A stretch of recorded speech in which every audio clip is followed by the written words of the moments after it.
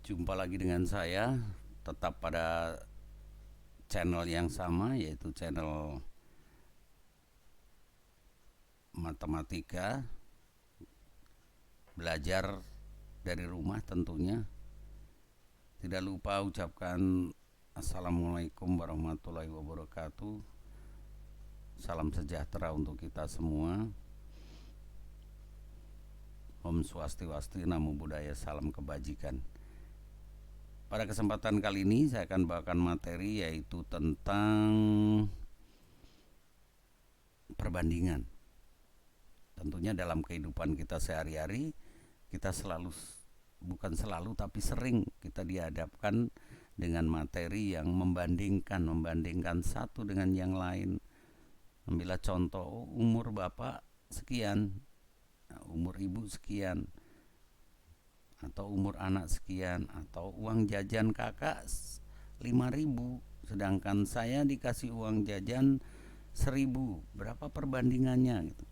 Atau misalnya kalian diminta untuk membuat minum, suruh buatkan kopi gitu kan, maka pasti kalian harus tahu perbandingan gula dengan kopi harus berapa. Jangan sampai nanti gulanya terlalu banyak, tentunya akan hilang aroma kopinya menjadi sangat manis, atau sebaliknya gulanya kurang, kopinya sangat berlebihan, maka akan menjadi pahit. Itulah ambil contoh. Dan bahkan kalian juga sudah menerapkan dalam kehidupan sehari-hari. Ambillah contoh lagi, misalnya kalian pergi ke kios gitu ya, pergi ke kios belanja gula-gula gitu ya, belanja gula-gula 2, keluarlah uang 1.000 gitu kan. Bagaimana kalau misalnya kalian berikutnya belanja untuk 10 gula-gula gitu, berapa uang yang kalian harus siapkan? Semacam itulah yang nanti kita akan bahas dalam materi ini. Apa itu perbandingan? Perbandingan adalah merupakan suatu proses membandingkan suatu besaran dengan besaran lain yang sejenis. Oke, jadi ingat bahwa syaratnya ini harus sejenis. Kalau tidak sejenis kita tidak bisa bandingkan gitu ya. Jadi sekali lagi, hal-hal yang kita boleh perbandingkan adalah yang sejenis. Maka jangan mau kalau dibilang kamu seperti apa, jangan mau gitu. Manusia ya manusia gitu kan, yang lain ya yang lain, tidak bisa disamakan. Kamu tinggi kayak pohon, wah mana mungkin gitu ya. Kita bukan pembanding kita dengan pohon gitu. Ini sekedar intermezzo ya. Baik, jadi sekali lagi, membandingkan syaratnya harus sejenis. Pada umumnya suatu perbandingan dinyatakan dalam bentuk yang sederhana, maka sebagai prasyarat kalian juga pasti apa? FPB. Untuk menyatakan perbandingan sebagai prasyarat kalian adalah pembagian bilangan, kemudian juga tentang FPB yang akan digunakan nanti untuk menyederhanakan suatu perbandingan. Dengan catatan, membandingkan alangkah baiknya kalau satuan pengukurannya itu sudah sama. Ambillah contoh begini, yang satu dinyatakan dengan sentimeter, lalu yang satunya misalnya dinyatakan dengan meter. Nah, berarti kan satuannya sudah sejenis tetapi satuannya belum sama. Tapi kalau kalian ingin menyederhanakan, maka tugas kalian adalah membuat dulu satuan pengukurannya sama, ke senti semua atau ke meter semua gitu. Barulah bisa disederhanakan. Kalau satuannya belum sama, tentunya tidak bisa kita bandingkan dalam bentuk yang sederhana walaupun itu sudah sejenis. Perbandingan secara umum dapat dinyatakan seperti ini. Jika A per B ya, ini secara umum, bisa juga dinyatakan dalam bentuk titik 2. Jadi kita sudah belajar, sebenarnya perbandingan ini kita sudah belajar pada saat kita belajar pembagian gitu ya. Pada saat kita belajar pembagian, sebenarnya itulah bagian dari perbandingan yang kita sudah pelajari. Baik, untuk lebih jelasnya bahwa materi perbandingan ini kita akan pilah menjadi 2. Yang satu adalah perbandingan senilai dan satu perbandingan berbalik nilai. Nah, ini yang kadang-kadang membingungkan. Seperti apa perbandingan senilai dan seperti apa perbandingan berbalik nilai? Apa sih perbandingan senilai? Perbandingan senilai berarti bahwa di satu sisi mengalami perubahan naik, maka di sisi lain juga harus mengalami perubahan yang sama. Ambillah contoh seperti tadi. Ilustrasikan, jika kamu pergi ke kios beli 2 gula-gula keluar uang Rp1.000, ya 2 gula-gula keluar Rp1.000, otomatis kalau kalian membeli gula-gula semakin banyak, maka uang yang kalian keluarkan juga akan semakin banyak. Berarti kan senilai gitu kan. Banyaknya gula-gula semakin banyak, maka banyaknya uang yang dikeluarkan juga semakin banyak. Itulah yang dimaksud dengan perbandingan senilai. Ambillah contoh seperti itu. Jadi perbandingan senilai adalah perbandingan dua besaran yang di salah satu mengalami perubahan naik, maka di sisi lain juga mengalami perubahan yang sama atau sebaliknya gitu kan. Paham ya dari ilustrasi yang tadi saya sampaikan dari pembelian gula-gula. Nah, pemanfaatan atau penerapan dari perbandingan ini antara lain pada saat kita belajar di geografi misalnya dengan peta gitu ya. Maka di dalam peta itu sudah dituliskan ada skala gitu. Apa itu skala? Skala tidak lain adalah perbandingan antara jarak pada gambar dengan jarak sesungguhnya gitu kan. Skala ya, skala adalah perbandingan jarak pada gambar ya. Kita singkat skala itu dengan S, lalu jarak pada gambar dengan JG. Sedangkan jarak sesungguhnya kita singkat dengan JS, maka skala dapat disederhanakan penulisannya, yaitu S sama dengan ya, perbandingan antara jarak pada gambar dengan jarak sesungguhnya. Jadi S sama dengan JG per JS. Paham ya? S sama dengan JG per JS. Apa JG? Jarak gambar. Apa JS? Yaitu jarak sesungguhnya. Kita coba ke contoh. Jarak kota Merauke ke Sota 75 km, sedangkan pada gambar jarak kedua tempat tersebut setelah diukur tentunya jarak udara ya diluruskan yaitu 6 cm. Pertanyaannya, berapa skala yang digunakan pada gambar tersebut gitu. Nah, pada gambar hanya 6 cm, tetapi pada kenyataannya 75 km, berarti tentu di dalam gambar itu akan ditulis skalanya sebagai berikut gitu. Oke, cara kerjanya demikian ya. Jarak sesungguhnya berapa? 75 km gitu ya, jarak sesungguhnya.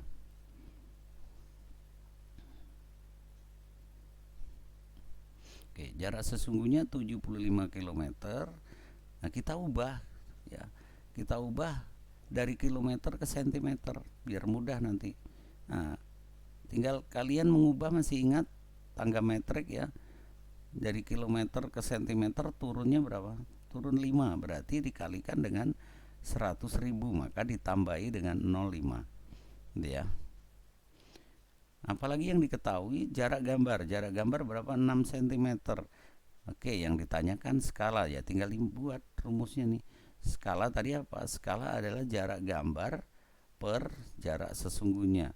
Jarak gambarnya berapa? 6 cm. Nah, ini satuannya sama dulu kalau mau dioperasikan. 6 cm. JS-nya berapa? Jarak sesungguhnya yaitu 7.500.000 ya. Kita substitusi. Kita masukkan sini. Jadi 6 per 7.500.000, ini yang kita sederhanakan. Dibagi 6 maka diperoleh 1:1.250.000. Inilah gunanya kalau kalian sudah paham tentang FPB, ini kalian bisa ya. Dari mana 6 jadi 1? Ya, ini dibagi dengan 6 FPB gitu kan. 6 kita bagi 6 ya 1, 7.500 dibagi 6 hasilnya 1.250.000. Atau ditulis seperti ini skala. Jadi skala boleh, pada umumnya skala ditulis seperti ini ya, jarang ditulis seperti ini gitu. Tapi boleh saja mau dibuat dalam bentuk per atau dalam bentuk titik 2, tidak masalah. Contoh 2. Pada peta Indonesia jarak kota Merauke Jayapura 25 cm.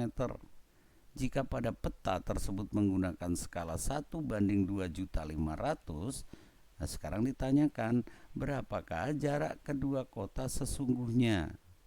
Nah, sekarang lain lagi yang ditanyakan. Yang diketahui apa? Yang diketahui skalanya. Skala, kalau barusan ditanyakan skalanya ya. Sekarang skalanya sudah diketahui, di gambar itu sudah tertulis 1:2.500.000. Maksudnya apa ini? Kalau tertulis seperti ini, maksudnya adalah jika dalam gambar itu terukur 1 cm, maka sebenarnya jarak sesungguhnya adalah 2.500.000 cm, atau ini 1 cm mewakili 25 km gitu ya. Itu kan maksudnya. Jadi skala tertulis 1:2.500.000, maksudnya apa?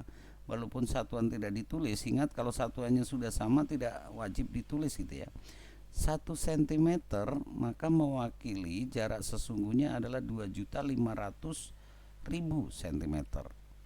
Oke, apalagi yang diketahui jarak pada gambar 25 cm gitu. Nah, tinggal dimasukkan ke rumus. Kita punya rumus ini kan. Ya kita substitusi saja. Nah, jarak sesungguhnya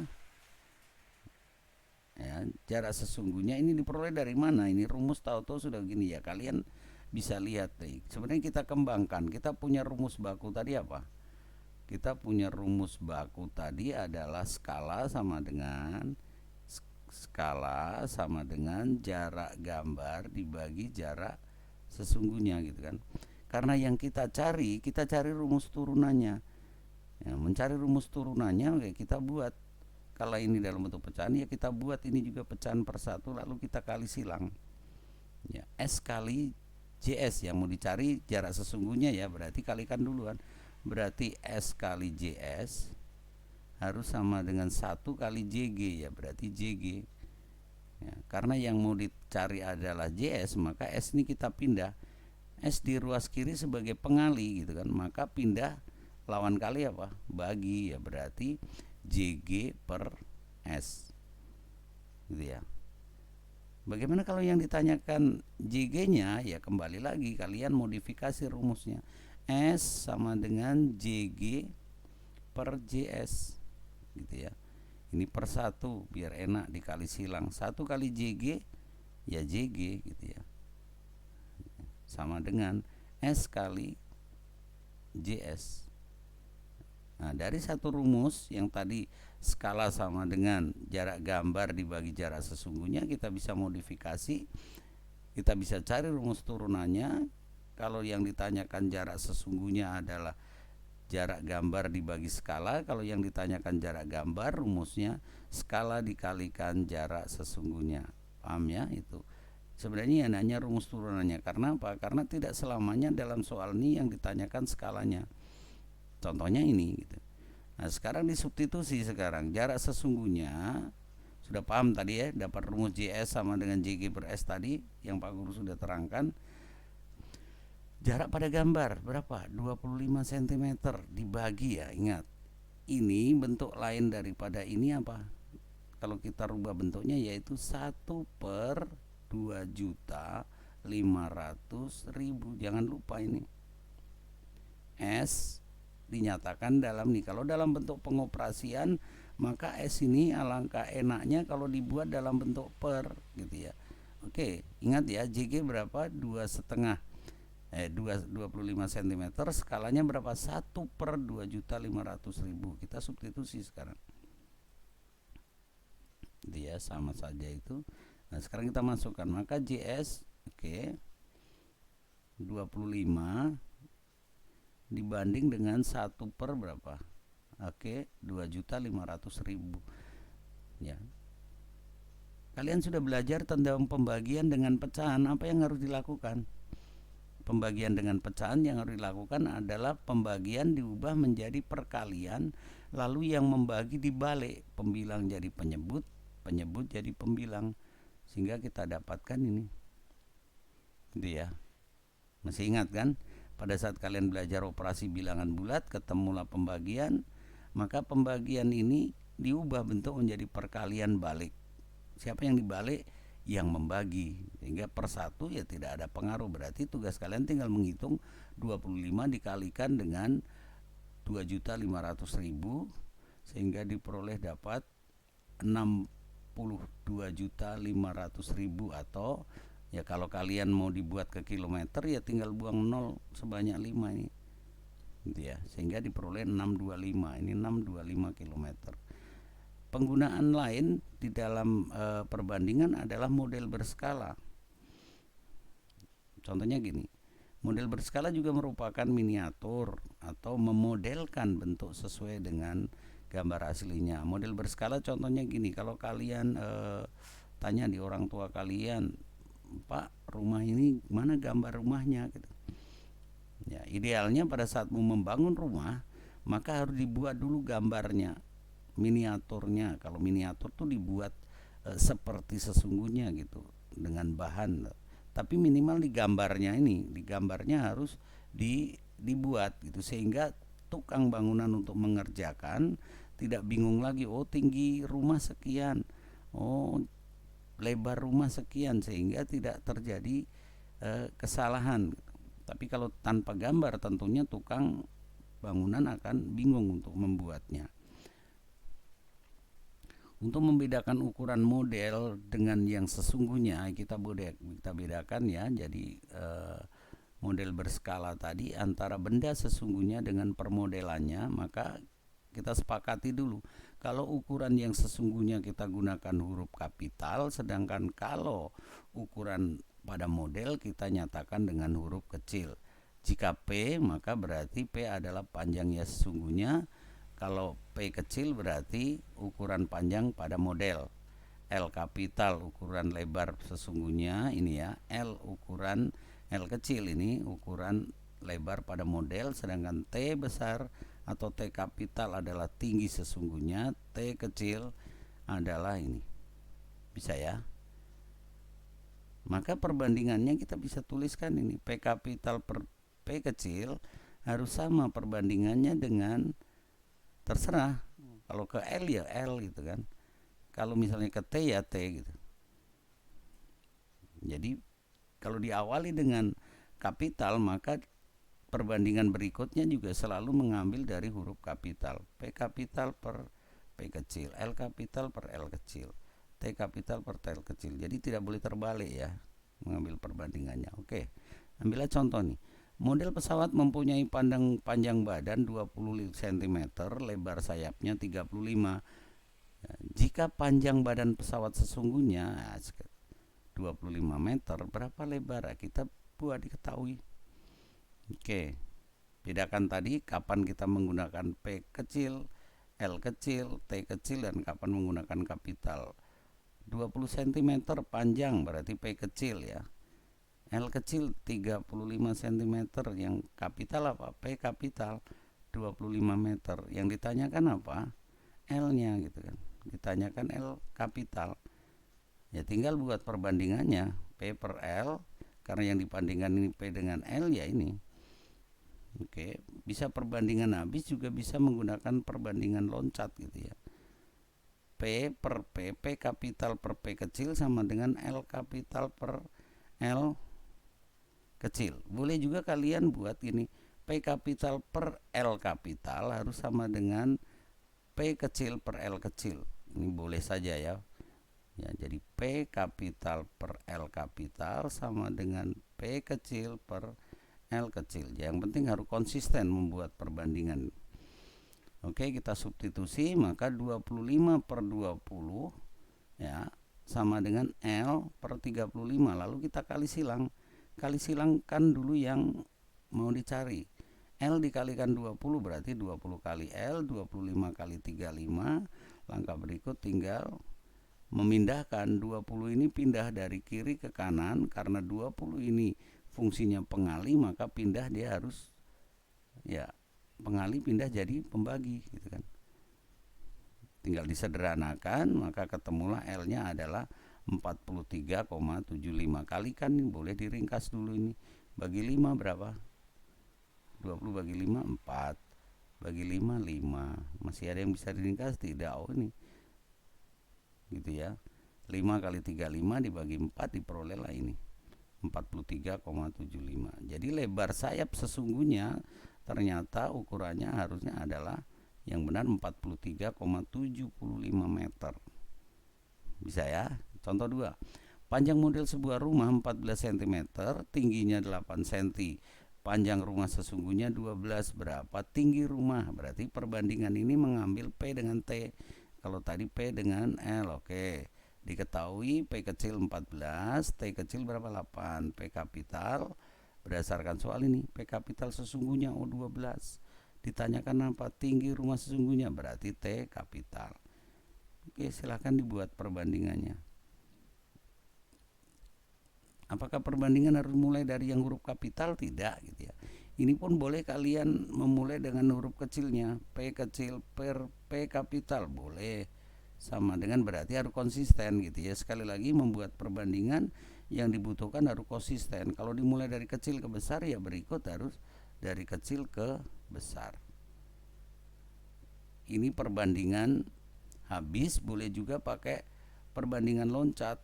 Perbandingan loncat berarti kalian boleh membandingkan P kapital per T kapital sama dengan, nah ini dari P mulainya ya berarti P per T kecil, boleh. Jadi tidak hanya satu perbandingan sini, kalian boleh memodifikasi. Yang penting ingat, perbandingan harus membuatnya konsisten. Kalau dari kecil ke besar, berikut ya kecil besar dan seterusnya.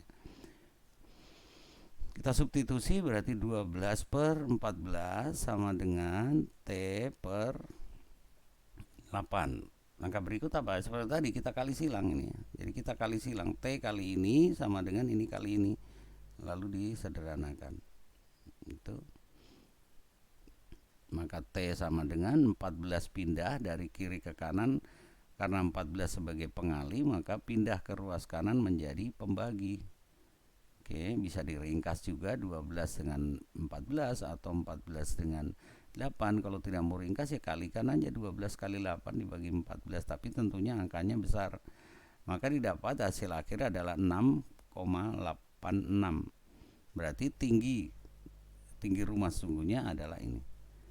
Contoh lagi, contoh 3. Saya belanja di toko 5 bungkus Supermi seharga 6.250.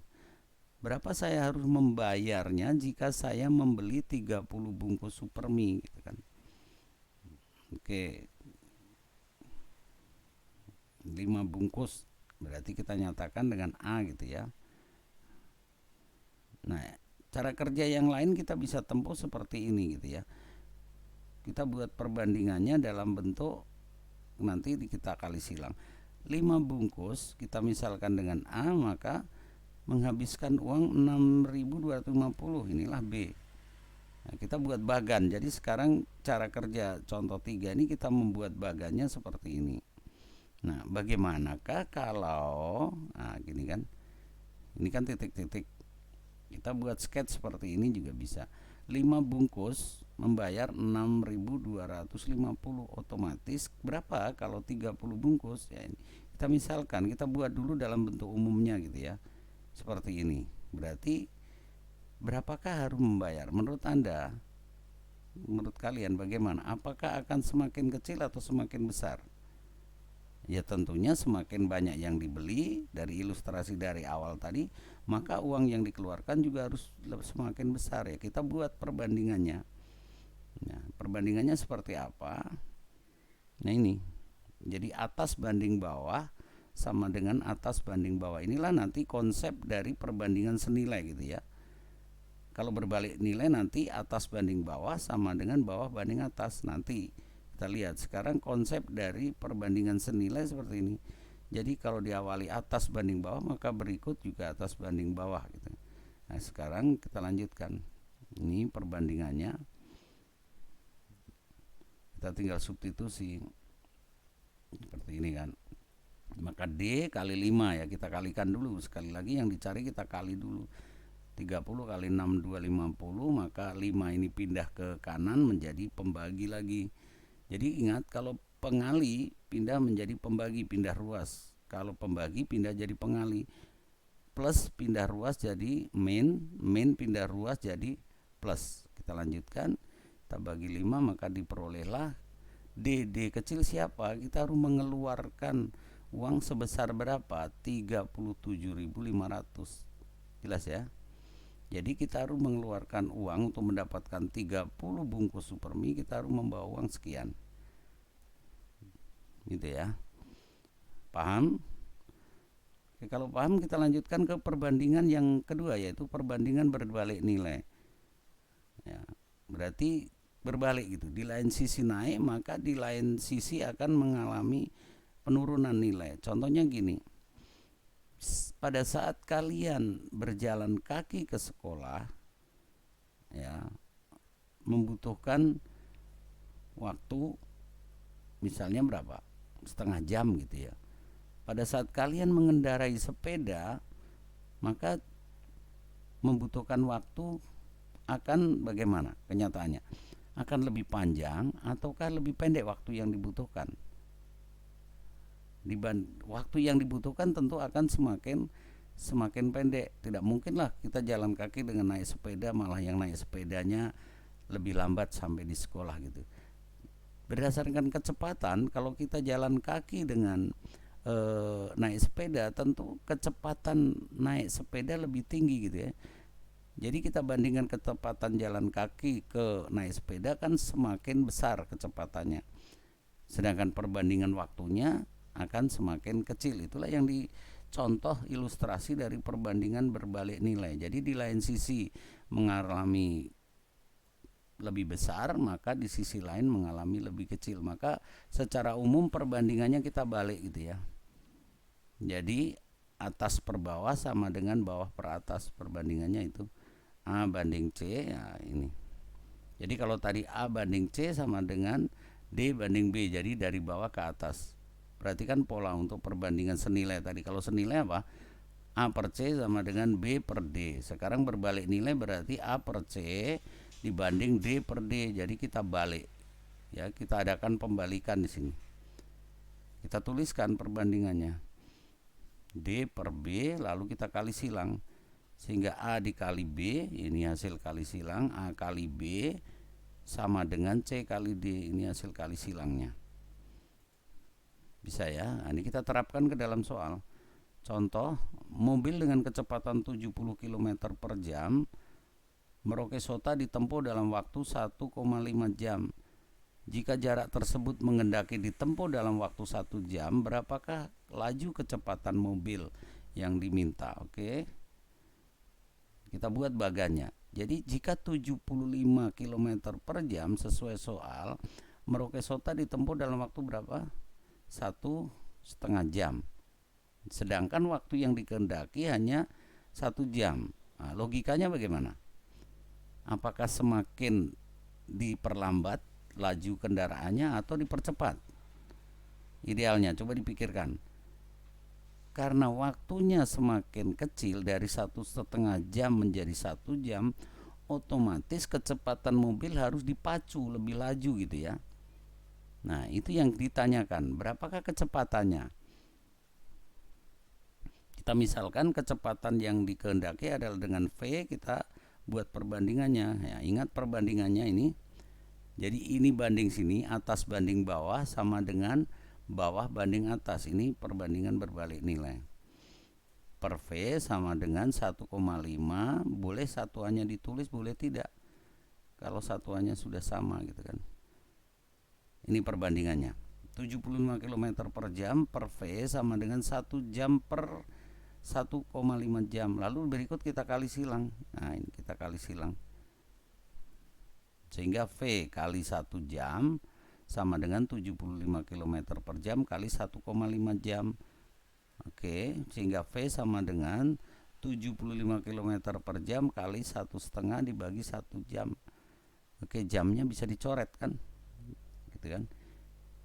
Kali jam per jam, berarti ini coret habis, berarti tinggal 75 kali 1,5, satuannya kilometer per jam. Inilah hasilnya. Maka yang tadinya 75 km per jam, agar sampai di Sota hanya membutuhkan 1 jam, maka kendaraan harus dipecut atau dipacu dengan kecepatan ini 105 km per jam. Bisa ya? Oke, contoh 2. Seorang pemborong mengerjakan pembangunan sebuah rumah. Jika dikerjakan dengan 10 pekerja akan selesai dalam waktu 12 hari ya. Tukangnya ada 10, maka waktu yang dibutuhkan 12 hari. Berapa lama yang diperlukan jika pekerjaan hanya dikerjakan 5 orang? Logikanya gimana? Tentunya dengan asumsi bahwa kemampuan tukang itu sama, otomatis berarti kalau pekerjanya semakin berkurang, maka waktu penyelesaiannya akan semakin panjang gitu atau lama. Oke, kita substitusi. Jadi jika 10 orang 12 hari gitu ya. Nah, berapa hari kalau seandainya yang dikerjakan oleh 5 orang? Makanya sebelum kalian kerja tentang perbandingan ini, gunakan logika dengan baik. Soal itu masuk di perbandingan mana gitu. Apakah perbandingan senilai ataukah perbandingan berbalik nilai? Ingat, perbandingan senilai dengan berbalik nilai baganya berbeda cara membandingkan. Makanya sekali lagi, sebelum menggunakan pola yang mana, gunakan logika berpikir kalian. Soal ini masuk yang mana ya? Perbandingan senilai ataukah berbalik nilai? Sehingga tidak salah. Karena kalau soal itu masuk dalam kategori senilai lalu kalian terapkan rumus perbandingan berbalik nilai, tentu kacau gitu kan. Sebaliknya. Oke, kita lanjutkan. Tinggal disubstitusi, berarti 10/5 atas banding bawah sama dengan bawah banding atas. Gitu kan. Kali silang 5 kali X sama dengan 10 kali 12. Oke. 5 dipindah, pengali pindah jadi pembagi. 10 kali 12 dibagi dengan 5 sehingga diperolehlah X berapa? 24 hari, itu kan.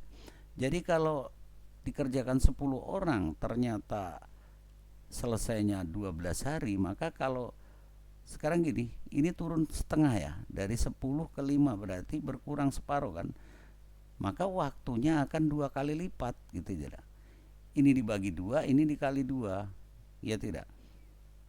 5 orang yang kerja otomatis lama bekerjaannya adalah membutuhkan waktu semakin panjang baru selesai, yaitu selama berapa? 24 hari. Baik, terima kasih anak-anak dan semua yang membaca materi ini dengan harapan tentunya bermanfaat untuk kalian semua. Sekali lagi jangan lupa, kalau pembelajaran ini adalah bermanfaat untuk Anda, jangan lupa untuk subscribe dan silakan berbagi kepada yang membutuhkan. Sampai jumpa pada materi-materi atau pembelajaran dari rumah berikutnya.